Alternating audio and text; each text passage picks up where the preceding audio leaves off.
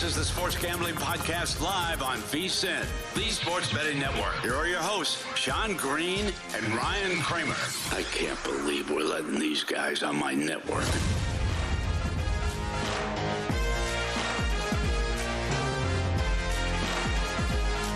Welcome back, everyone. Sports Gambling Podcast live. Sean, secondly, Green with my partner in picks, Ryan, Real Money Kramer. What's happening, Kramer? Well, it's time to talk about the Final Four. It is. It is Final time Fours. to talk about the Final Four, which means we're slowly transitioning to summer, which means baseball, NBA playoffs, NFL draft, NHL playoffs. And, of course, you want all the inside Iggy, you got to head over to VSiN.com/subscribe. Get in on the summer special. Everything from VSiN Pro. Imagine this. Daily best bets, exclusive betting splits, expert analysis betting systems. All that from now until August 1st for only $59. I mean, that is a great price per month. And, of course, great value. VSiN.com/subscribe. Get in there today. What are you waiting for? Joining us on the line to talk all things college hoops from the college experience, courtesy of the Progressive Guest Line, Colby Dant, a.k.a. Pick Dundee. What's happening, Colby?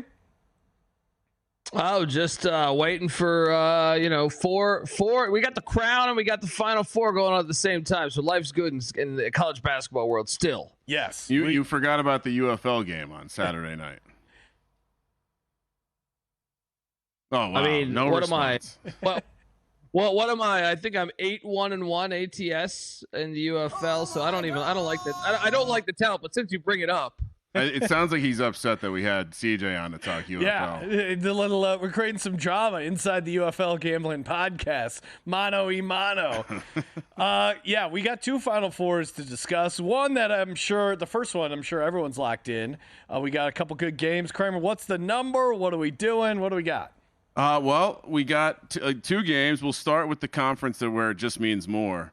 I've really enjoyed the various message board comedy that has arisen from the SEC doing very well at basketball. A lot of these people not accustomed to this, but we do have Todd Golden in Florida taking on Bruce Pearl and Auburn. I didn't realize how old Bruce Pearl was. Did you know he's 65 years old? I don't know if it's the walking or the lifting weights or the smashing, but he's looking good.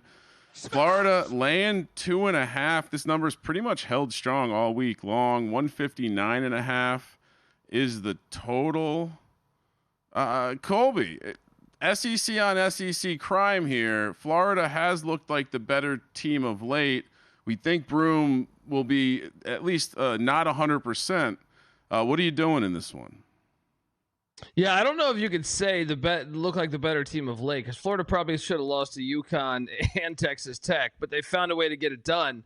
But if you're going back to the last time they played back in February, yes, you are correct, because the Gators did go to the jungle and win, and that was with a much healthier Janai Broome, and now you got that injury looming. I know he says he's 100%.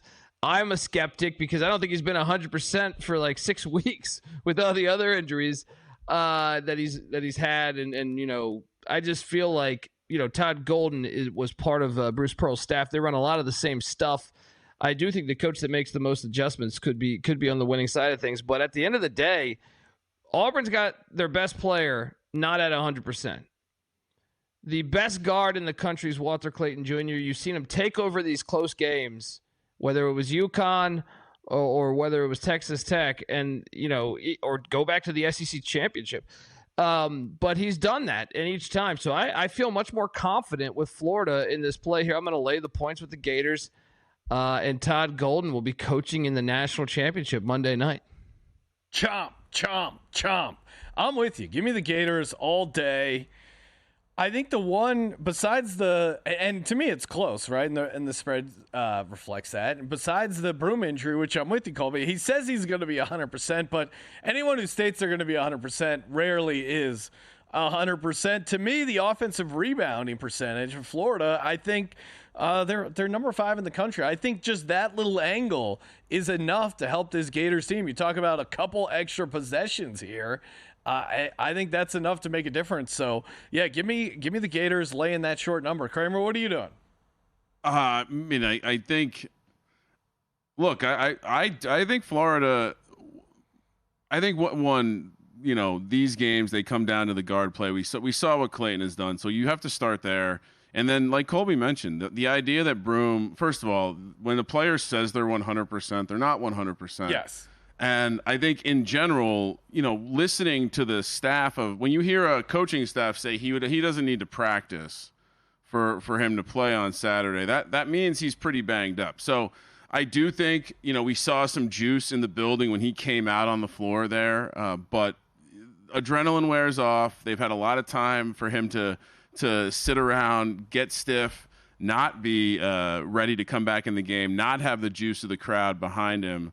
And, yeah, I like Clayton. I like Florida. I think specifically where the matchup, to me, like you mentioned, there's a certain look of the way this Florida team has been playing. And I don't know if it's just the luck of the second opportunity, but they've been really crafty at getting those offensive rebounds and doing the right thing with them when they get it and ice in their veins. I've just seen them make more plays. Most of it's been Clayton. So, laying the point, we had a theory that this number might shrink. Yeah. To wait to bet Florida, because when positive news about Broome comes out, like him saying he's 100%, the line might come in a little bit. It really hasn't. No. When you look at the bet splits here at Circa, they very much resemble DraftKings, about 60-40 on the tickets.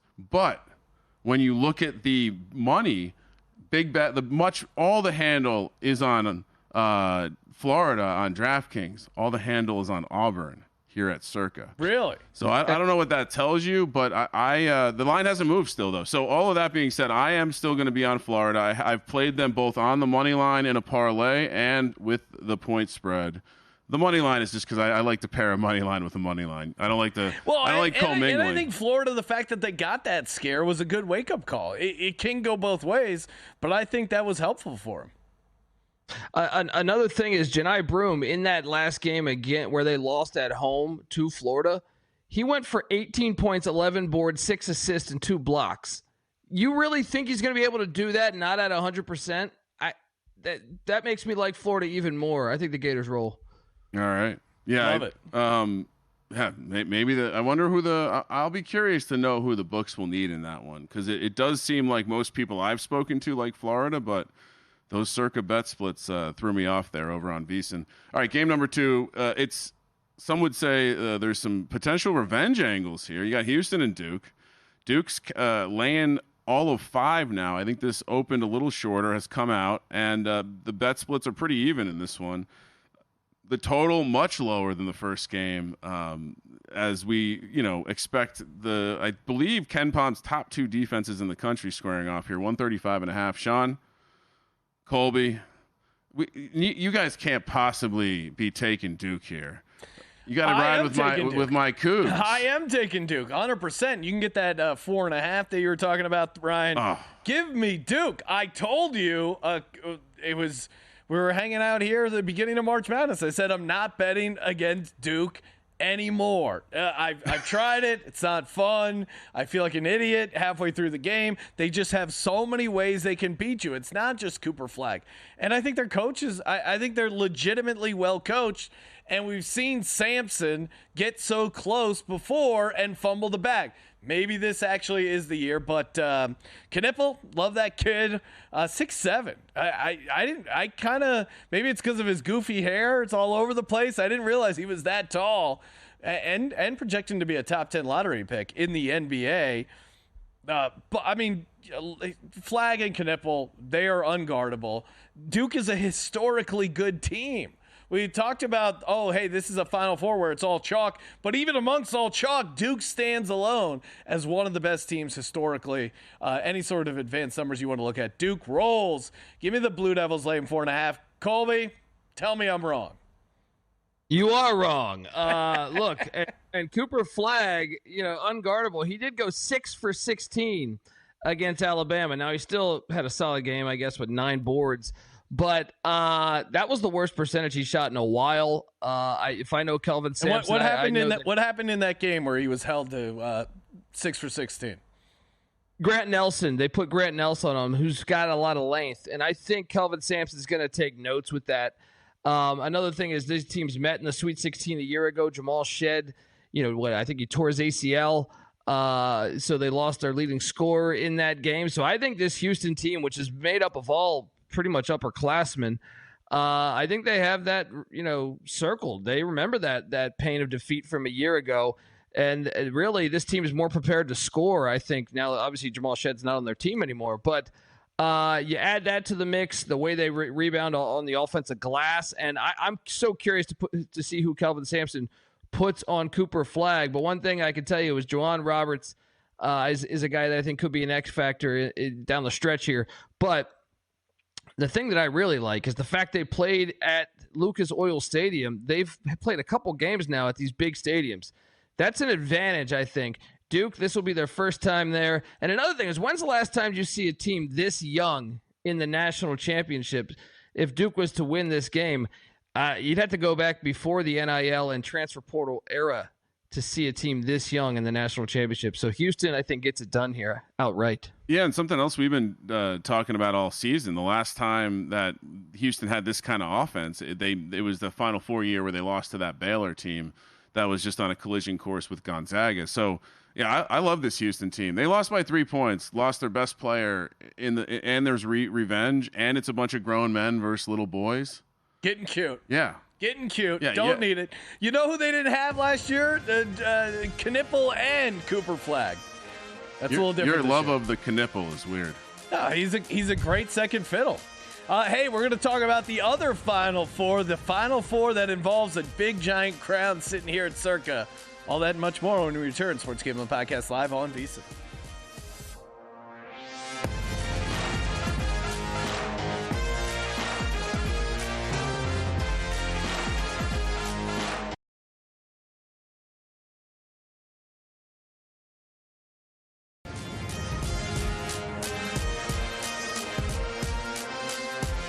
This is the Sports Gambling Podcast live on VSiN, the Sports Betting Network.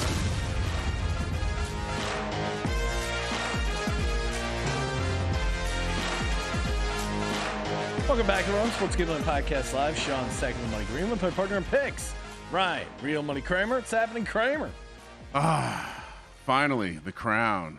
The crown jewel of college basketball. The crown is ours on the Progressive guest line, courtesy of the College Experience as well.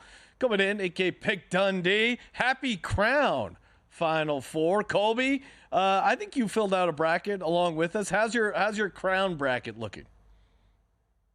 It's in decent shape. The UCF Cincinnati upset was that kind of wrecked one part of the bracket, but everything else, I had Nova going this far, and I had Boise going this far, so there's that.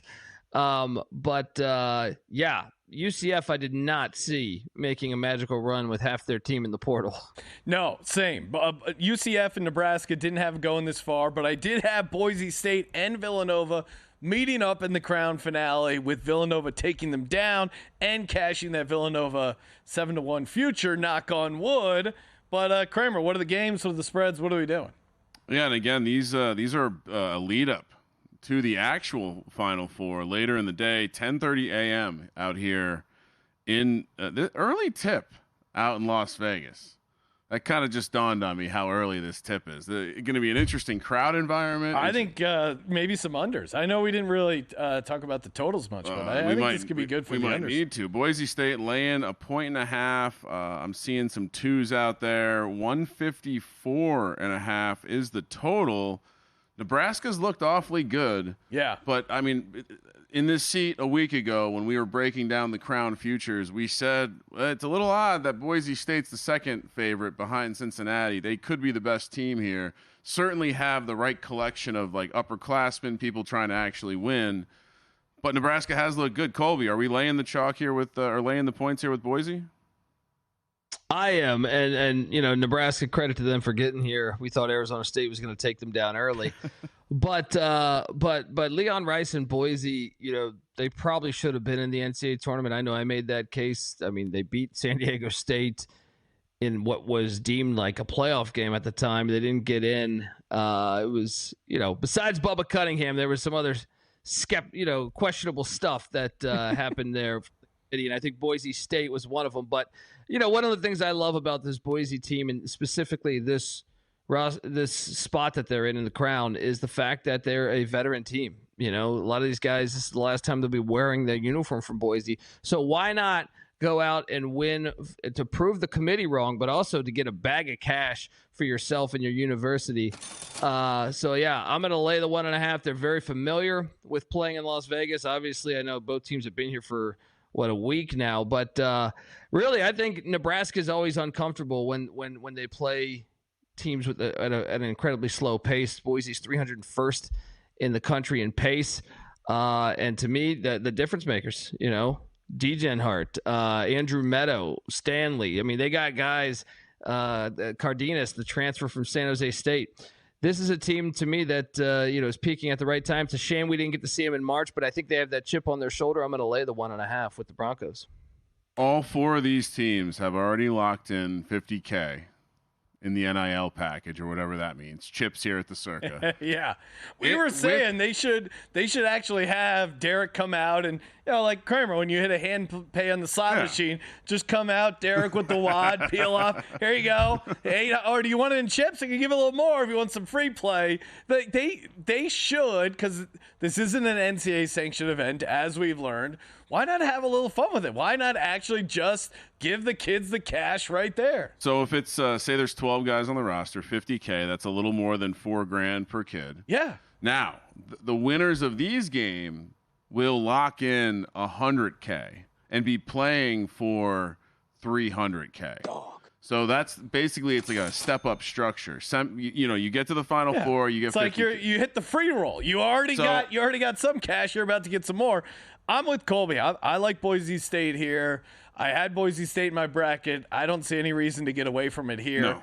And I'm a little scared of Nebraska, honestly. They've been playing really well. I do think being out here for Vegas for this long, if Vegas catches up to you, and walking around the Circa, I don't know how much you want to factor it in. I saw a decent amount of Boise State people out here for the maybe it's the Circa connection, whatever. This is kind of a Boise State establishment. They have a connection with the Boise State program. Maybe they have a little bit of the crowd. Either way, I think this is a good matchup for them. I think they get it done. I think they get the win and the cover there. I'm seeing on DK right now -1.5. So pound it. Give me Boise State laying the short number. I mean, Sean, we've hung out in this very establishment with the Voodoo Daddy. Yeah, and I'm talking to people at Boise State. They're very familiar with the Mountain West Conference. They probably would have won it if not for Colorado State. And Colorado State, as you saw, was just really an awesome team this year and almost beat Maryland. So at BSU Pimp, give him a follow on X. That guy is the man. Yeah, nothing funnier than hanging out with him and Derek at the same time. It's just, what a crowd. Great guys. And if you didn't see the video of Derek walking around up at Boise, handing out Ashton Jeanty MVP or Heisman tickets, that was pretty awesome. Well, and also shout out to Derek. My father-in-law was at the Knights game, and Derek donated $100,000 to the Little Knights hockey program. Nice. So now he's up to $800K donated to the junior hockey program. So that's a class act. We must have a great junior hockey program. I mean, come on. You got to.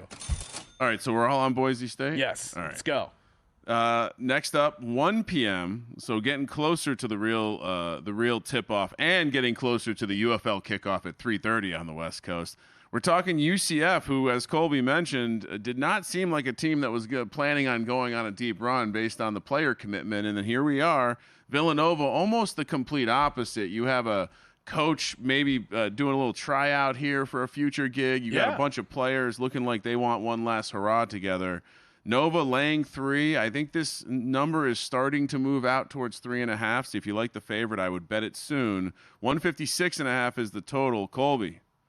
Villanova was always going to win this tournament in my eyes. You're laying the points here, right? Yeah, I actually think it's probably the best bet on the board for the entire Saturday college basketball slate. And look, UCF had lost 6 of 7 to Cincinnati, so that was an emotional win with half your team gone. You know, to win that game, I think it's a classic letdown spot. I also think Villanova and their culture.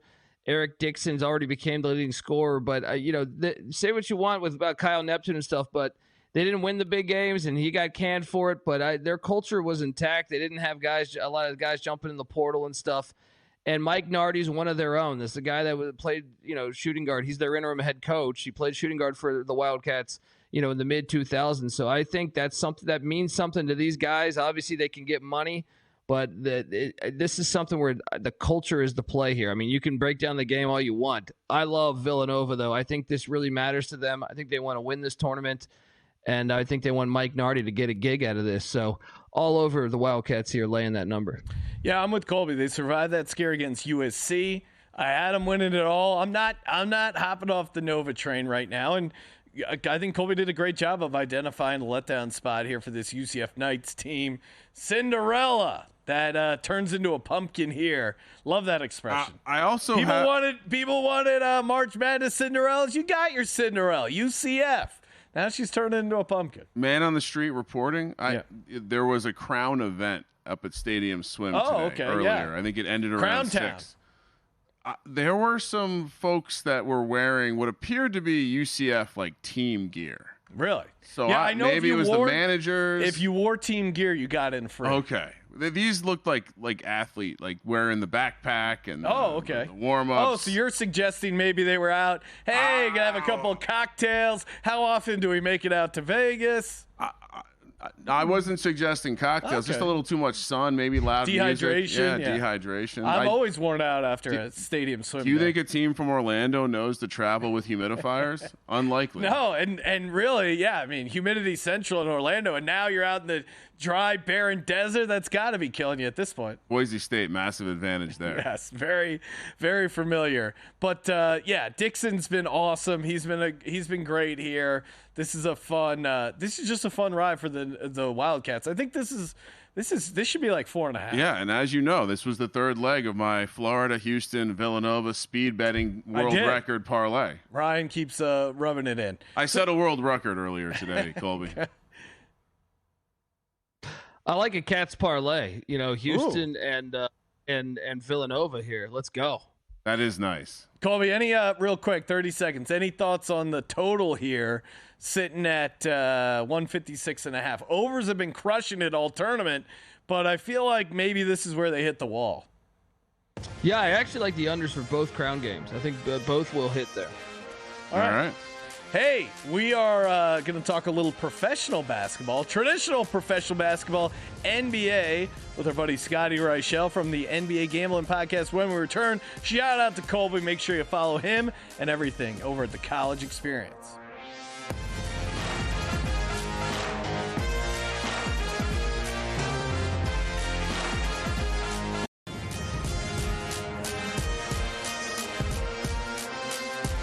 This is the Sports Gambling Podcast live on VSiN, the Sports Betting Network.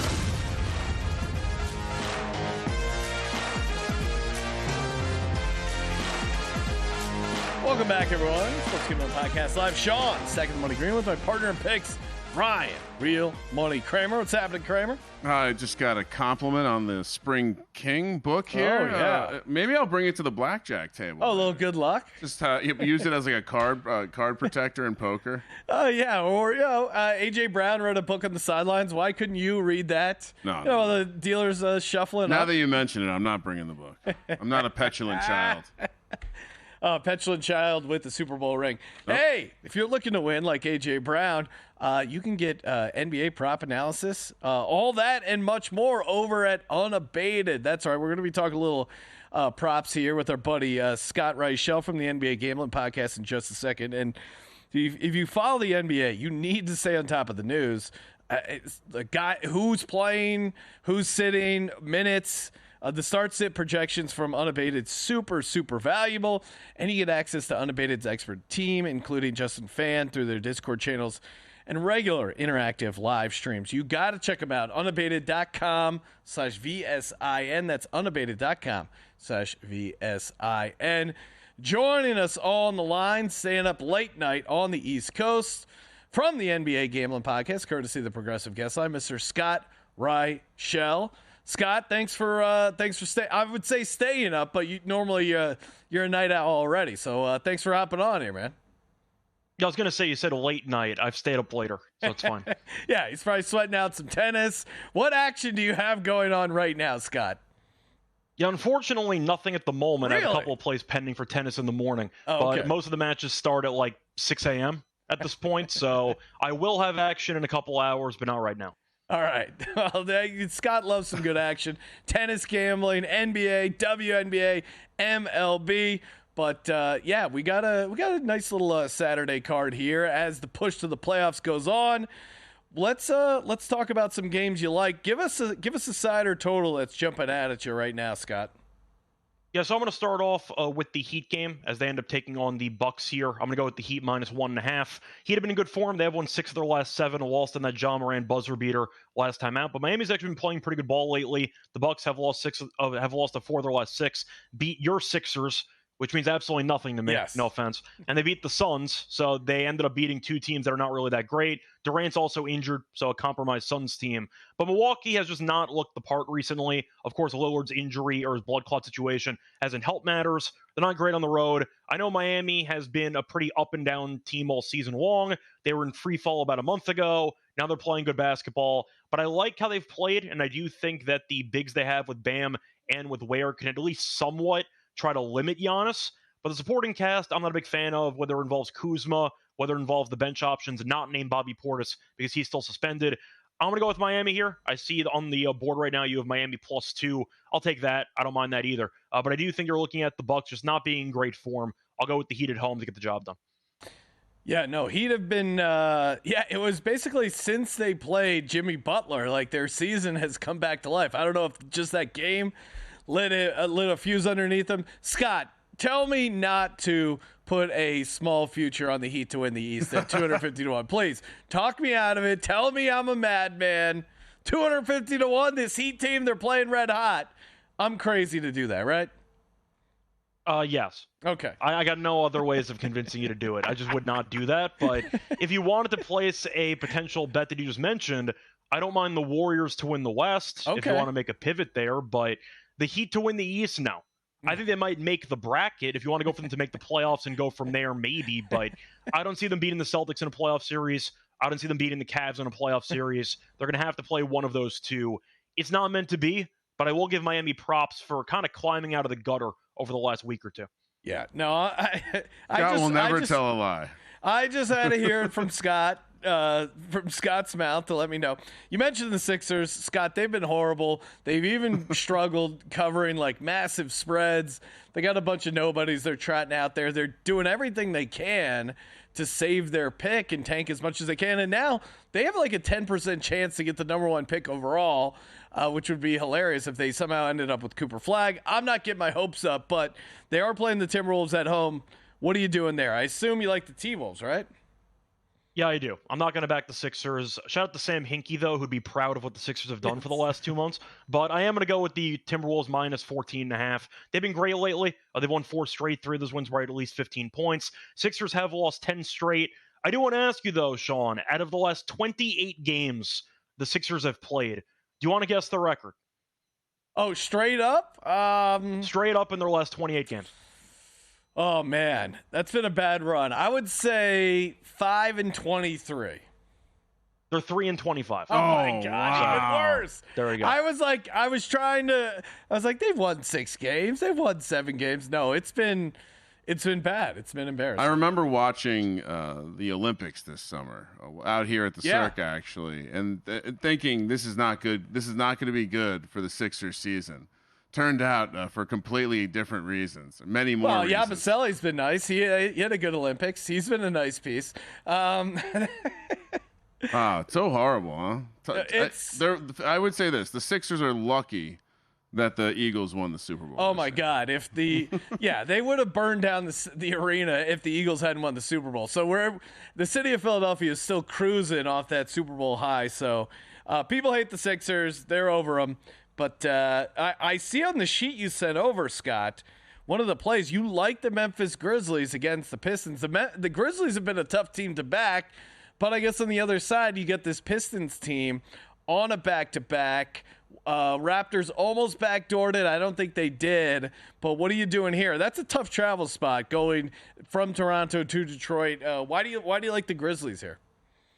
So it's actually just pure scheduling spot. Yes, I know the Grizzlies have been really bad lately. I have faded them quite often recently, but I do believe in the potential champagne fade here.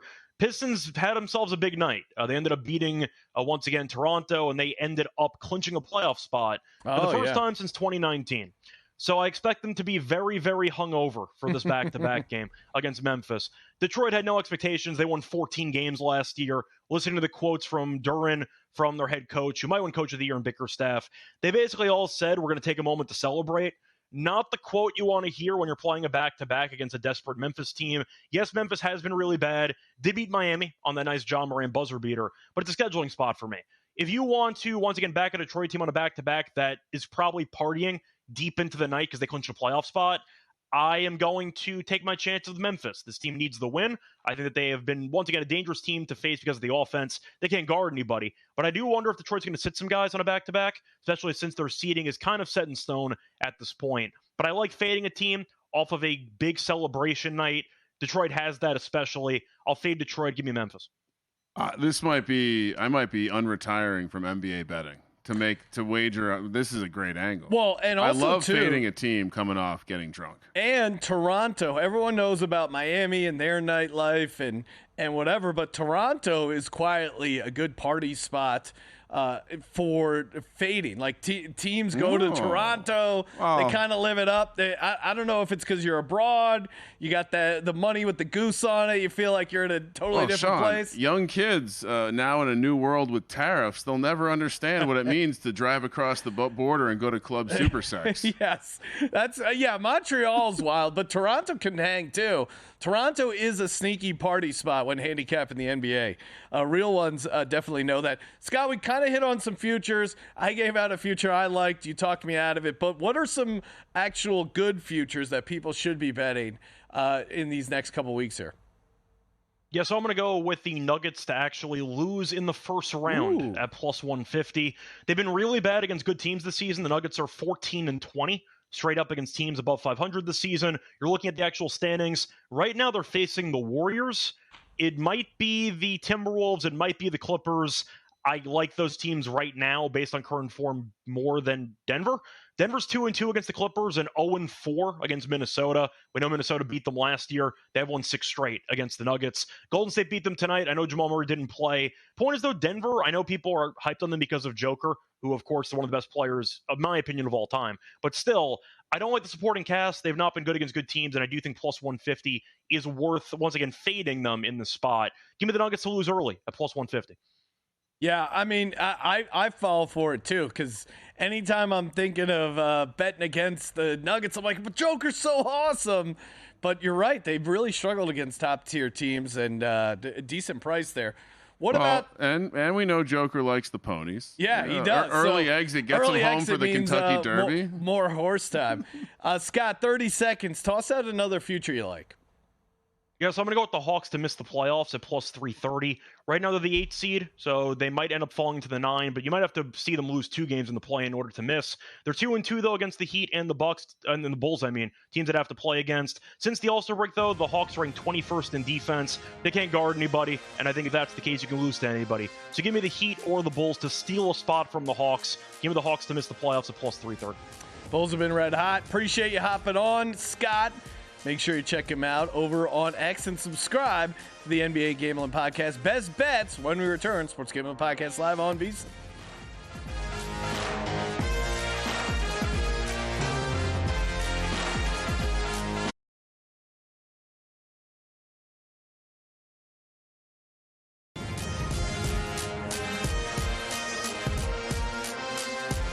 This is the Sports Gambling Podcast live on VSiN, the Sports Betting Network.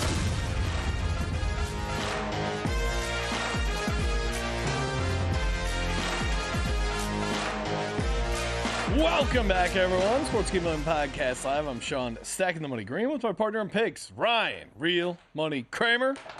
What do you got over there, Kramer? I just got some sheets. Yeah. Masters week next week, Sean. Yeah, Masters for sure. Any long shot Masters plays?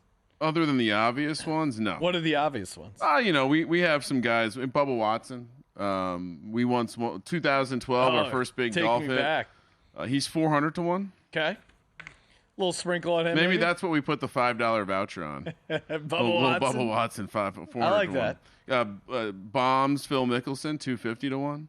Just run by. Bubba Watson's 400 to 1 and Phil's 250 to 1. The Tiger's 200 to 1. Which is he playing? No, he had didn't he have a Achilles tear? Yeah, well, he re-injured it. I think there was an April Fool's thing going around that he was going to play. Oh, yeah. No, Aaron Rodgers tried to come back in 7 months and was not successful. I doubt Tiger's coming back in 2 weeks. No. No. All right. Best Bets, of course, brought to you by G-Bank, the official bank of Visa. And G-Bank is up in the ante. The $750 bonus for the new G-Bank Visa Signature Card customers. New customers who spend $1,000 on eligible purchases within 90 days from account opening receive a $250 bonus. In addition, if you spend $50K on gaming, sports app loads within the 30 days of opening, you'll receive another $500 bonus. That's potentially $750 in bonus bucks. Apply now over at visa.com/gbank. That's vsin.com/gbank. Subject to credit approval. Terms and conditions apply. Kramer, what do you got for your best bets? It is amazing that Scotty Scheffler's going off at 420 right now. He's basically new. Basically new Tiger Woods. 420 is crazy. Got arrested. I never crushes golf tournaments. All I do is just fire on long shots. I never do any responsible stuff. Yeah, exactly. It's because I'm not going to have fun. It is. If we reflect, that is like a 12-point dog on a Sunday. Yeah, but it's not fun in golf. Not fun. All right, best bets. We talked a lot about the basketball, so I'll start there. Crushing Florida, laying the 2.5. Give me Houston plus the 5. I'm also taking the money line, locked in a plus 220 earlier in the week. I'm not going to be hedging my UConn 3-1 ticket. Shout out to CJ for inspiring me to cross the aisle. How dare you? That you can't give out a bet that's already out there. I'm just letting people know I'm not. No, this is best bets. I know. And my best bet is not hedging. I'm sure there's many people. Producer Johnny, edit this out. I'm sure there's many people who tailed CJ, especially after you disrespected him.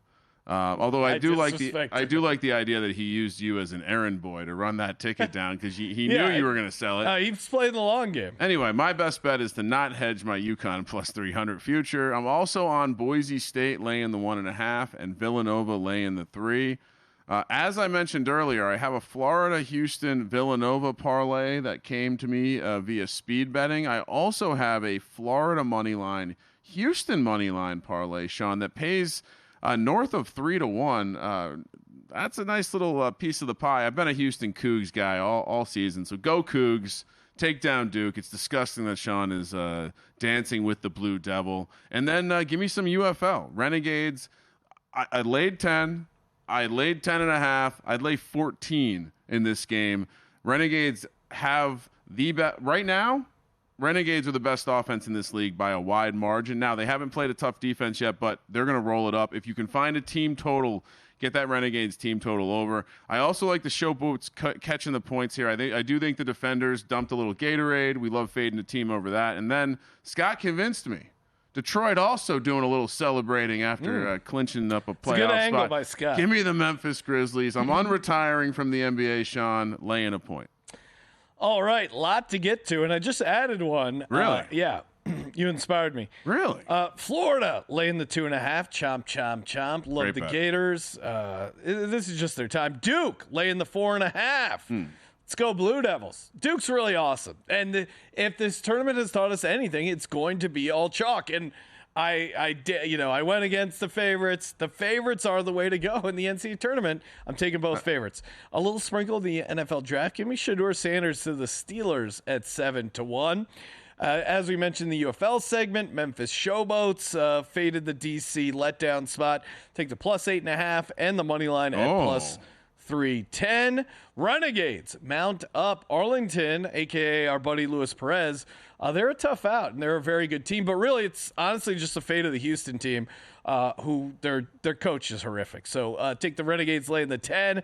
And Battlehawks, they have a legit home field. They're only laying 7 over on DraftKings. That number is way too short. Give me the St. Louis Battlehawks, caw, as they like to say over there in St. Louis. Nova, again, the run continues for the crown, laying the 3. Boise State, laying the 1.5. Don't feel quite as strong as Nova, but they're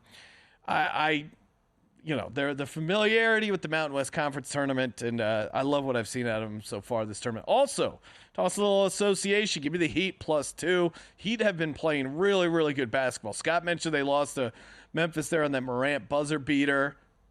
Of course, Morant loves the finger guns. He's getting in trouble for that. Yeah, he's locked down. He might. He likes all kinds of pretend guns. Yeah. Remember? Like pretend guns that look like guns. It was really funny. They warned him. They're like, if you do that again, you're going to get in trouble. What does he do? Guns. I just love guns so much. Yeah. How does he not have how does the NRA not step in and make John Morant a spokesperson for them? Needs to go to gun rehab. Finger gun rehab. Well, most states do have a conceal and carry when it comes to finger guns. Oh, wow. Timberwolves laying the big number. The Sixers stink. They suck. They're trying to lose 15. They can't make it big enough. And last but not least, how will I redeem myself? That's right. The Lady Gamecocks. +210 on the money line. UConn goes down. Producer Johnny, mark this clip. When UConn loses in spectacular fashion, I will be dancing on the ticket grave of one CJ Sullivan and Ryan Real Money Kramer. So give me the Lady Cocks, the Lady Gamecocks here at +210. Yeah, you love a good Lady Cock. Shout out to Don Staley. I think this is going for 4. Already has 3 national championships. Really? Yeah. No, they shouldn't be this big of an underdog at +210. They didn't lose a game last year, Sean. This is quality. I mean, again, the chalk is... Lady Gamecocks are going to come through. The chalk is playing for a championship in the women's tournament. I mean, UConn won by... Ryan, you said they set a record for a point margin in the Final Four. Talk about ultimate letdown opportunity. UConn now has the 4 largest blowouts in Final Four history. That's amazing. This was the biggest. How did they follow up in those spots? I think they won all of them. They lost. I think they won all of them. They lost outright. Okay, well, yeah. This is South Carolina's time, baby. Yeah, it's going to come crashing down. Good luck. I'm going to require a proof of wager here. Okay. I think this is just trolling CJ. In fact, Johnny, I'm going to do yourself a favor. Send this segment to CJ flat out. No, don't. CJ's going to use it against me. Only if they... Johnny, only if South Carolina wins, then we will resurface this clip. If they lose, do not respond to CJ's I got to be honest. Clearly CJ and Johnny have a little thread going. Yeah, so. I am out of the loop of the communication. Well, producer Johnny maybe tipped his hand when he was like, "Oh, CJ, how are you feeling about that?" I knew something was afoot. I was just waiting for that trickster, CJ Sullivan. Make sure you check out CJ's podcast. A lot of fun, as all the shows are. Very fun over on the Sports Gambling Podcast Network. Check out our podcasts. Free. We hit Sunday through... we're doing shows Sunday through Thursday, and then these shows Friday night on VSiN. We got a big week of shows coming up on the podcast. We're going to be talking Masters, UFL, all that, and much more. And of course, NFL Draft. Of course, coming up next here on VSiN. Wake up tomorrow with the VSiN Weekend Morning Line with our buddy Tim Murray at 10 a.m. East. Followed by Ready, Set, Bet with Matt Brown and Mike Samich starting at 1 o'clock and closing it out strong. Live Bet Saturday at 4 o'clock East. So great hang for tomorrow. Watch that with the UFL. Oh, and I guess the Final Four as ultimate 2-screen experience. Get the sound on, see what the guys are getting into live, get the updates. Highly recommend the 2-screen. If you can't call yourself a real sports gambler if you don't got a multi-screen setup. Come on. You think they'll be live sweating UFL tomorrow? Maybe. Maybe I'll text Tim Murray some of these plays. And shout out to Humans. Before the show, was very pleased with our drunk UFL tips from last week. So. Yeah, we got him on a couple of winners there. I think I went 3-0 in the picks we gave. So. Shout out to all our great guests tonight. Role Ramiro, of course, good luck in your Ryan Garcia fight. Scotty Reichel, CJ Sullivan, and, of course, Colby Dant. A big thanks to all those gentlemen and producer Johnny behind the glass. And, of course, as always, thank you for participating in the Sports Gambling Podcast. For the Sports Gambling Podcast, I'm Sean Sack of the Money Green. He's Ryan. 2-time world record holder. Kramer. Let it ride.